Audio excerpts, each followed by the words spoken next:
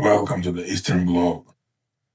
In the 90s and 2000s, Russia saw the rise of a unique punk subculture, one that blended rebellion, street philosophy, and a deep love for music. Punk in those years wasn't just about listening to music, it was a way of life, a form of identity expressed through style, behavior, and attitude toward society. Russian punk stood out with bold and provocative appearances, ripped jeans, leather jackets, piercings, brightly colored hairstyles, and spiked bracelets. This wasn't just fashion, it was a statement, a way to assert individual and protest against mainstream culture. Their look often sparked clashes with other youth groups, like rappers or skinheads. Bands frequently gathered in courtyards for impromptu concerts, playing guitars and singing their songs. These informal meetups were more than just music. They were a way to connect, to express feelings, thoughts, and frustrations. Their songs often tackled social injustice, personal struggles, and resistance to the system. Punk culture that reached the USSR was, in many ways, more about posing than politics. They weren't trying to start political movements. Their lyrics often bordered on absurd songs about bedbugs crawling out at night or other nonsensical topics. Yet, even this presence carried a rebellious spirit. Their appearance alone challenged the strict moral norms of Soviet society. Hairstyles were one of the most striking ways punks shocked passersby.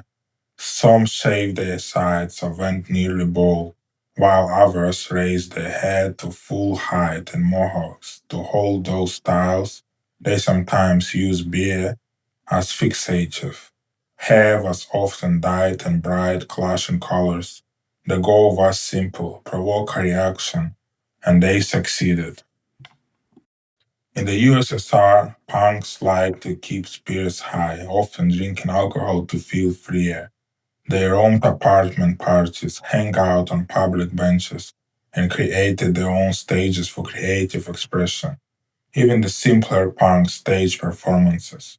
For example, a group will board a commuter train dressed neatly, hiding all extravagant style under hats and coats, and then with dramatic reveal towering mohawks, the lightning in the shock on ordinary passers-by faces. It's aimed to shock the world around them. They staged photos in the snow as freezing punks, fell into puddles, feigned convulsions, overturned trash cans, posed indecently near monuments to the leaders of the proletariat, played football with tin cans, and did countless other acts designed to disrupt the calm, conventional society.